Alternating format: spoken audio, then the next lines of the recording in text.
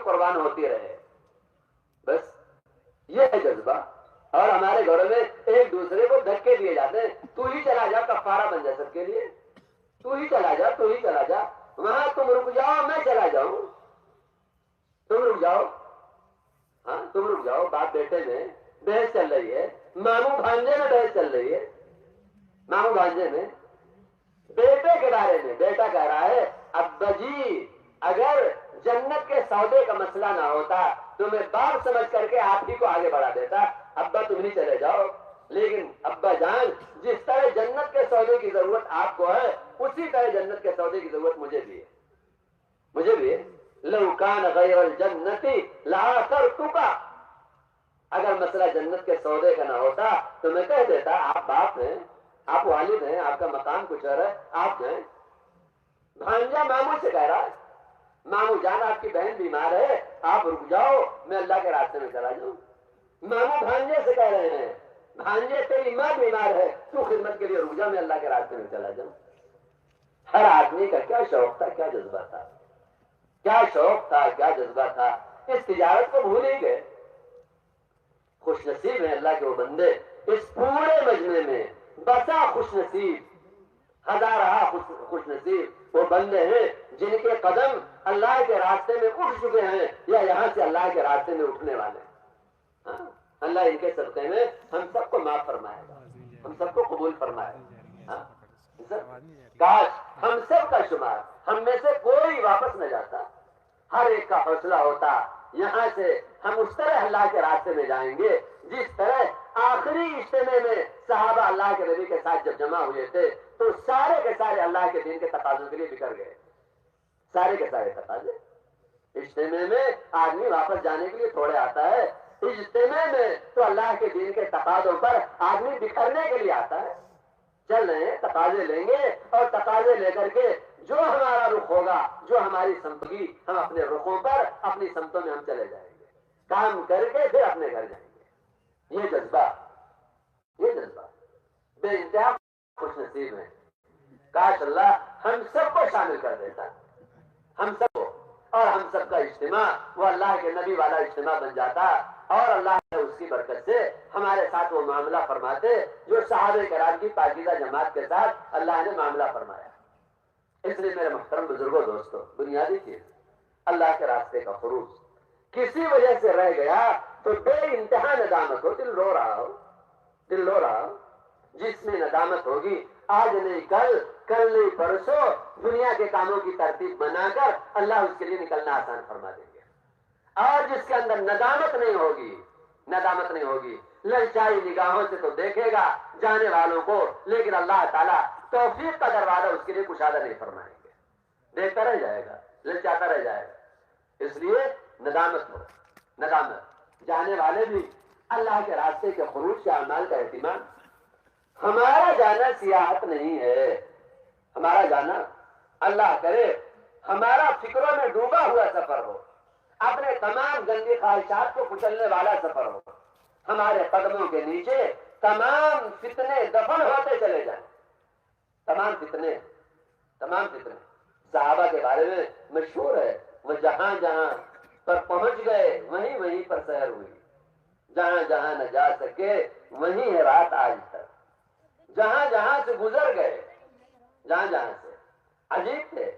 ان کے قدموں کے نیچے ساری ظلمتیں, سارے فتنے دفن ہوتے چلے جاتے تھے. ایک جذبہ تھا, اللہ کا دین اس زمین پر زندہ کیسے ہو جائے, اللہ کا پاکیزہ دین, پاکیزہ دین. جیسے آسمانوں سے اترنے والی بارش رحمت جس کو ہر ایک جانتا ہے, مسلم, غیر مسلم, یہودی, عیسائی, حتیٰ کی جتنے چرند پرند ہیں سب جانتے ہیں کہ آسمانوں سے اترنے والا, برسنے والا پانی سب کے لیے رحمت ہے, سب کے لیے رحمت ہے, سب کے لیے حیات ہے. بالکل اسی طرح آسمانوں سے اترا ہوا پاکیزہ دین تمام انسانیت نہیں, اللہ کی تمام مخلوقات کے لیے رحمت, تمام مخلوقات کے لیے, تمام مخلوقات کے لیے. سارا نظام بگڑے گا دین کے کمزور ہونے سے, سارا نظام بنے گا دین کے مضبوط ہونے سے. ساری رحمتیں ظاہر ہوں گی دین سے, اور ساری لعنتیں نازل ہوں گی اور ظاہر ہوں گی دین میں کمزوری. کاش دنیا کو سمجھ میں آ جائے, کاش اللہ ہر ایک کو سمجھاتے کہ جیسے بارش رحمت ویسے آسمانوں سے آنے والا اللہ کا پاکیزہ دین رحمت. اور وہ کون سمجھائے گا؟ وہ ہماری زندگیاں سمجھائیں گی. مسلمان کی زبان سمجھائے گی, مسلمان کی آنکھ سمجھائے گی, مسلمان کا کان سمجھائے گا, مسلمان کا ہاتھ سمجھائے گا, ہاتھ سمجھائے گا, اس کا ایک ایک قدم سمجھائے گا, اس کا ایک ایک قدم اس کا سمجھائے گا, ایک ایک بول اس کی سمجھائے گی, ایک ایک بول. اس کی زبان پر گالی نہیں ہوگی, اس کے ہاتھ میں ظلم نہیں ہوگا, اس کے قدم رات کے اندھیریوں میں چوری زناکاری کی طرف نہیں اٹھیں گے. دبے پاؤں جا رہا ہے, کہاں جا رہا ہے؟ جا رہا اللہ کے گھر میں جا رہا ہے, اللہ کے سامنے رونے دھونے جا رہا ہے. اس کی نیکی کھل نہ جائے.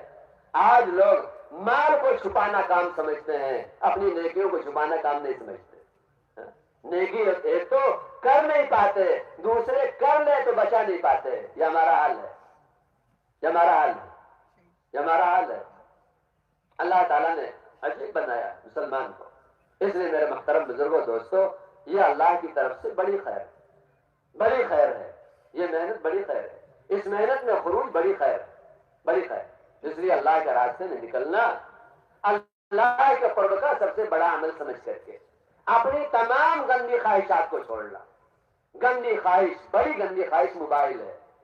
اللہ کے راستے کا سفر موبائلوں کے بغیر ہو, اللہ کے راستے کا سفر موبائلوں کے بغیر ہو. جلوت گزرے گی اعمال میں, خلوت گزرے گی معاصی میں. اگر موبائل سے محفوظ نہیں ہے, جلوت تو اس کی اعمال میں گزرے گی, خلوت اس کی معاصی میں گزرے گی. خلوت معاصی میں گزرے گی. ہاں, ایک عام بات ہے, اکیلا ہوگا تو گناہوں میں ہوگا, مجمع میں ہوگا تو اعمال میں ہوگا, تعلیم میں, گشت میں, بیانات میں, ملاقاتوں میں, ٹھیک ہے. اکیلا ہوا تو یہ گناہوں میں ہوگا. اس لیے ہمارا سفر موبائل سے پوری طرح بچ کر کے ہو. ہمارا سفر اپنی تمام ضروریات کے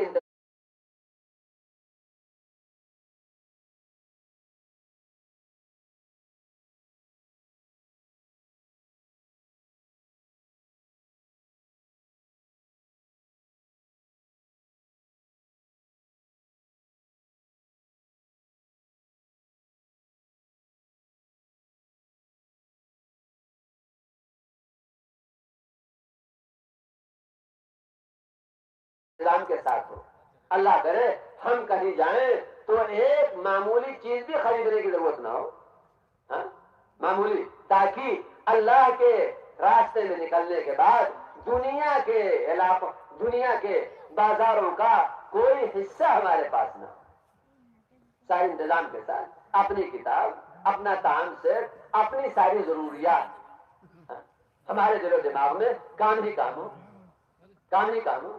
جن پر نگاہ پڑے دعوت کی نگاہ سے دیکھیں, دعوت کی نگاہ سے.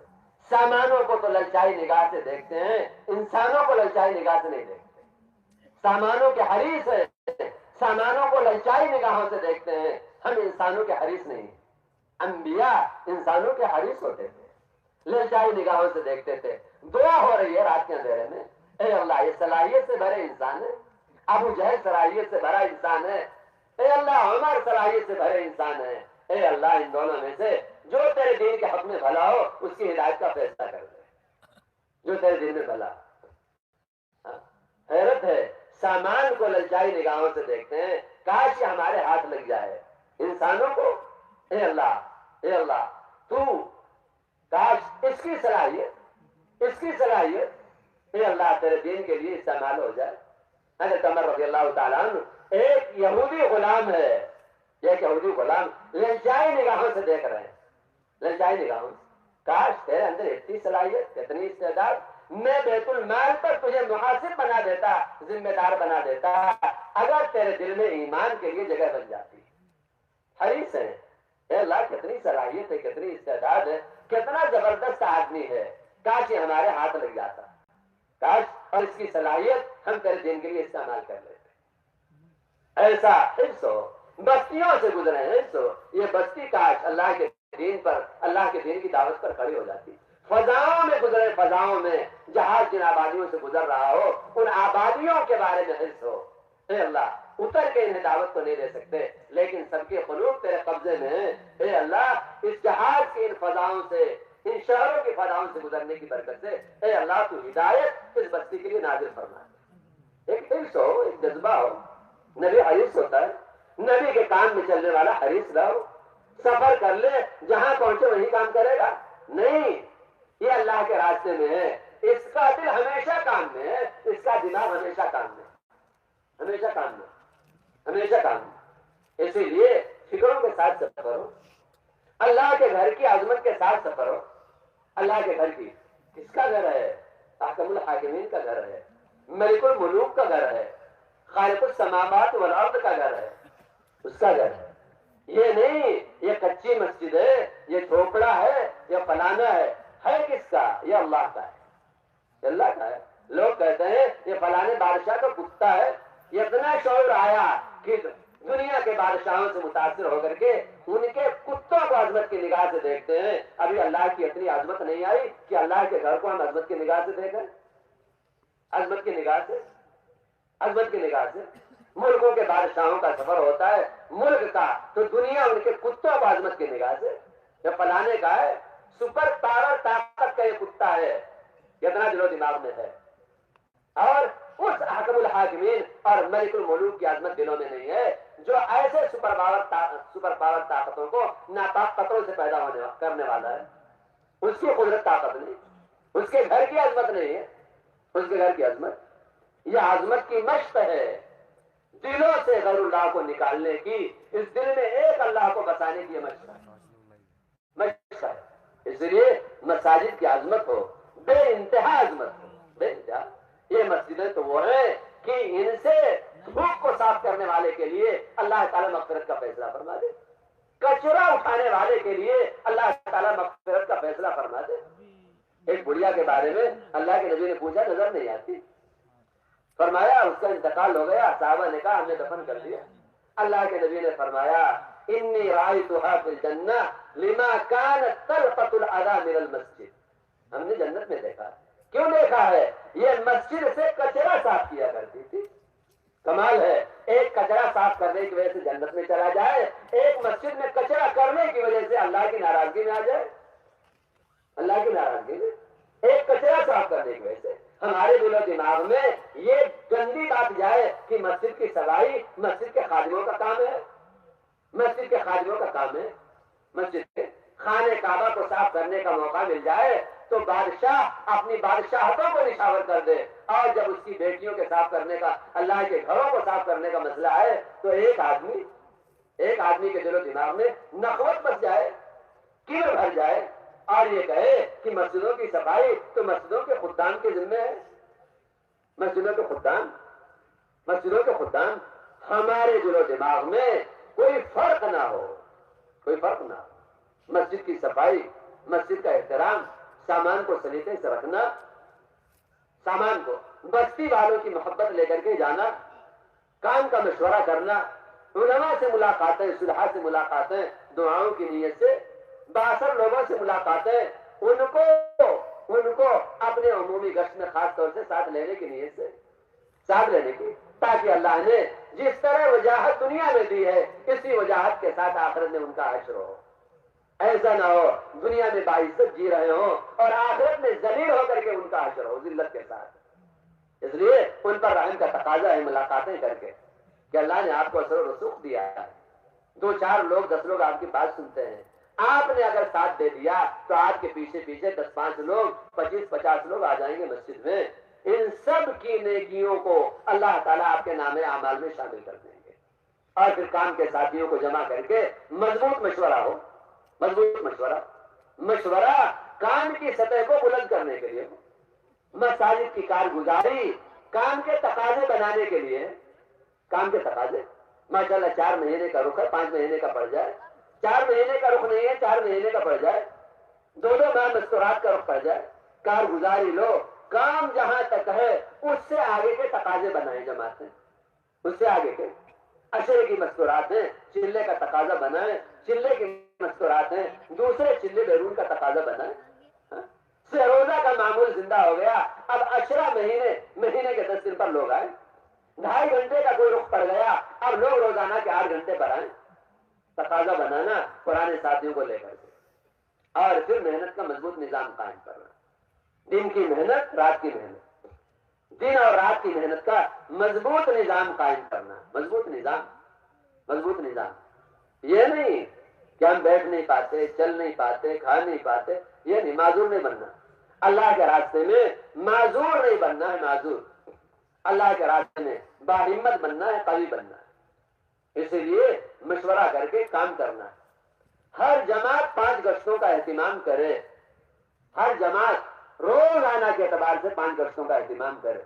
روزانہ روزانہ خصوصی ملاقاتوں کا، گشتوں کا نظام بنا. تعلیمی گشت کرے، عمومی گشت کرے، اور ہدف بنا بنا کر کے تشکیلی گشت کرے. اور جتنا کچھ تشکیلیں ہو جائیں، مسجد کو 10